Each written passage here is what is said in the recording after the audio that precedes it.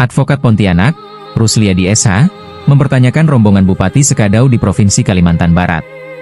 Melakukan perjalanan rohani ke Perancis dan Italia, 9-19 September 2025, dalam kondisi masyarakat masih berduka pasca demonstrasi. Berujung kerusuhan meluas, menewaskan 10 orang, 25-31 Agustus 2025, di mana diharuskan muncul keteladanan moral para pejabat. Agar melakukan penghematan dalam penggunaan keuangan negara, di mana mendapat sorotan tajam publik.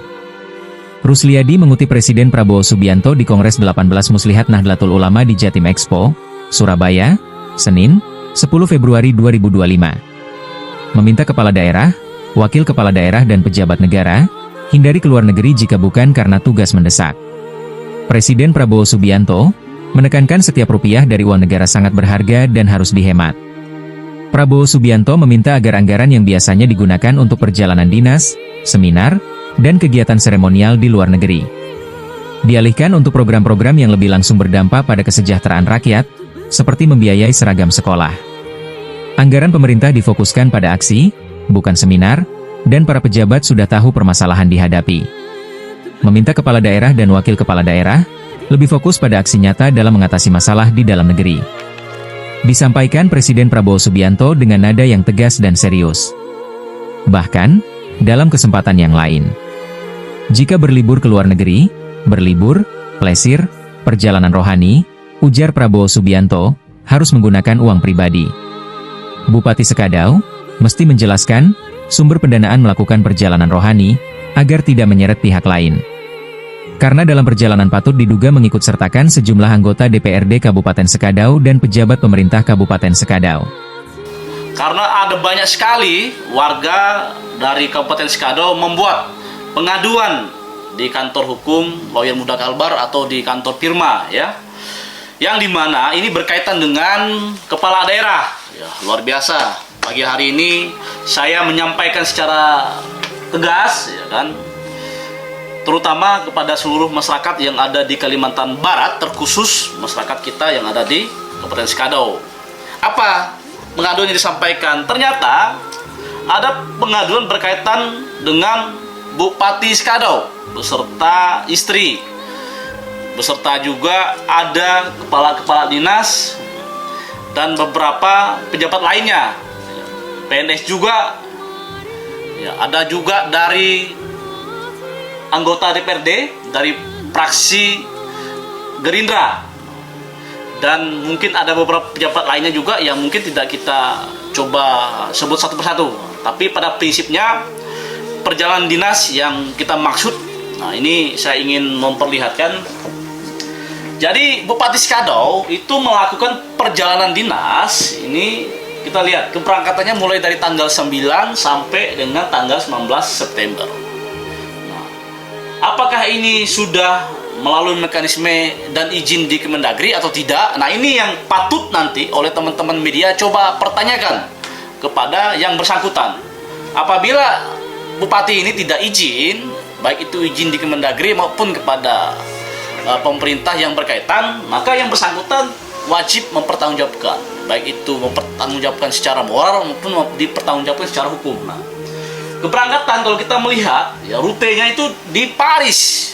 Setelah di Paris, dia lanjut ke Norvège. Nah, habis itu dia lanjut ke Clermont-Ferrand. Lanjut lagi dia ke Lourdes. Lanjut lagi dia ke Avignon. Lanjut lagi dia ke Marseille.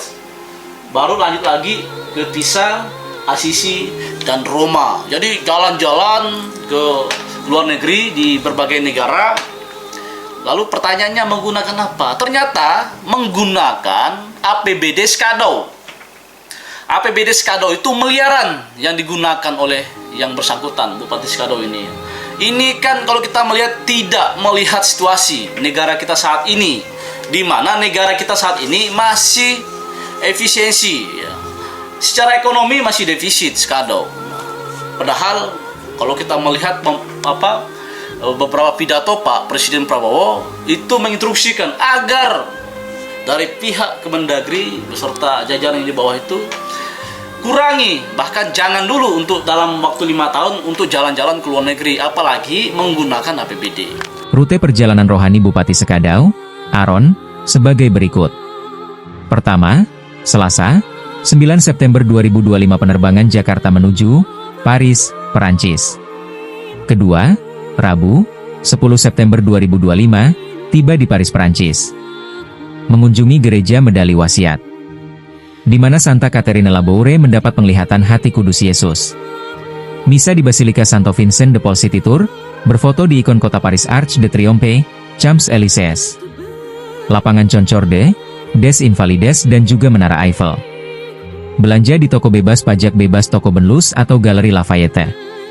Ketiga, Kamis, 11 September 2025. Menuju Biara Santa Gilder di Nevers untuk berziarah ke makam Santa Bernadette. Jenazah Santa Bernadette yang masih utuh dan tidak rusak meskipun pernah dimakamkan selama 46 tahun. Melalui 3 kali proses pembongkaran makam dan akhirnya disemayamkan di dalam peti kaca. Misa di Chapel of Santo Gildard. Melanjutkan perjalanan menuju Clermont-Ferrand. Bermalam di Clermont-Ferrand Holiday Inn Clermont, Ferrand Center. Keempat, Jumat, 12 September 2025. Perjalanan menuju tempat ziarah utama bagi umat Katolik sedunia yaitu Lourdes, di mana Bunda Maria menampakkan diri kepada Santa Bernadette sebanyak 18 kali. Kelima, Sabtu, 13 September 2025. Misa Kudus di Santa Anne Kapel, Jalan Salib di Kalvari Lourdes. Mandi dan basuh air suci Lourdes, berdoa di Gua Penampakan. Keenam, Minggu, 14 September 2025. Ekaristi Kudus di Santa Gianne d'Arcapel. Berdoa di kota Avignon, pernah menjadi kedudukan Paus, 1309-1376. Ketujuh, Senin, 15 September 2025. Berada di Pisa, Italia. Kedelapan, Selasa, 16 September 2025. Menuju Assisi, kota kelahiran dari Santo Fransiskus. Mengunjungi Basilika Maria Maggiore, di mana terdapat makam Beato Carlo Acutis. Mengunjungi makam Santo Fransiskus yang berada di Basilika Santo Fransiskus dan misa Ekaristi dan dilanjutkan ke Roma, Italia. Kesembilan, Rabu, 17 September 2025. Mengunjungi Vatikan mengikuti audiensi dengan Paus, makan siang, mengunjungi Basilika Santo Petrus. Mengunjungi Basilika Santo Petrus di Vatikan yang terbesar dan terindah di dunia. Sekaligus berziarah melewati Porta Santa, Holy Door, dibuka setiap 25 tahun sekali. Mengunjungi makam Paus Yohanes Paulus II, mengunjungi Basilika Yohanes Lateran dan Scala Santa mengikuti Ekaristi, Basilika Santa Maria Maggiore. Ke-10, 18 September 2025, penerbangan dari Roma, Italia ke Jakarta, Indonesia. Ya kan, Pak Bupati ini ya kan harus bisa melihat sisi respect maupun sisi sensitivitas. Apalagi baru-baru kalau kita melihat di berbagai daerah itu melakukan aksi demo besar-besaran.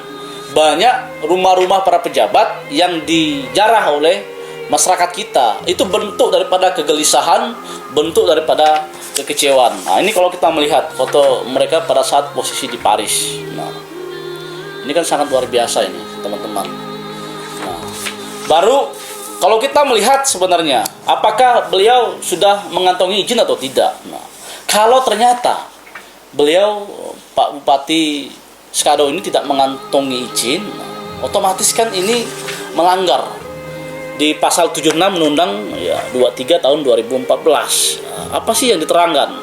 Baik itu kepada kepala daerah maupun wakil kepala daerah, ya kan? Nah, ini berkaitan dengan apabila kepala daerah maupun wakil kepala daerah itu secara khusus ya, membuat kebijakan memberi keuntungan pribadi, keluarga, kroni, golongan tertentu atau kelompok politiknya yang bertentangan dengan peraturan perundang-undangan. Nah, ini jelas nih bahwa tidak diperbolehkan ya.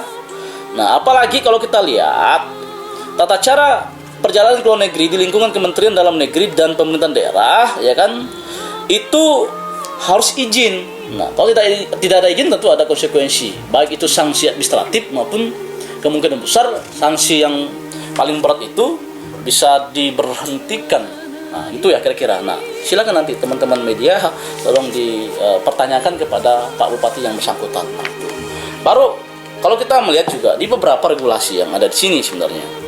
Ini kan menarik.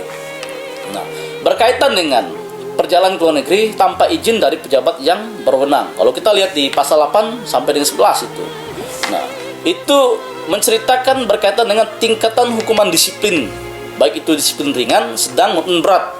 Nah, berkaitan dengan pelanggarannya. Permen PAN RB nomor 7 tahun 2022 tentang sistem kerja dan instansi pemerintah untuk penyederhanaan birokrasi, misalnya di sini kan. Nah, kalau kita melihat juga kepala daerah maupun wakil kepala daerah, misalnya kan di kacamata Undang-Undang nomor 23 tahun 2014 tentang pemerintah daerah. Nah, di pasal 67 itu secara spesifik itu mengatur ya. Nah, ya pemberhentian, saya garis bawahi yang maksimal itu ya pemberhentian dengan tidak hormat gitu. Nah, oleh sebab itu di situasi seperti ini, ya kan, apalagi uang yang digunakan itu uang daerah APBD yang nilainya juga bukan nilai kecil, itu miliaran rupiah.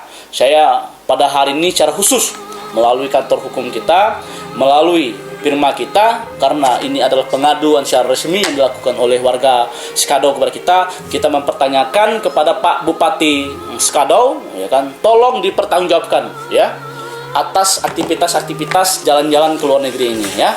Peraturan Menteri Dalam Negeri Nomor 59 Tahun 2019 mengatur alasan-alasan yang dianggap mendesak untuk perjalanan ke luar negeri, seperti ibadah, pengobatan, atau kepentingan keluarga, dengan batasan waktu yang telah ditentukan. Jika terbukti melanggar, kepala daerah bisa dikenai sanksi berupa pemberhentian sementara selama 3 bulan.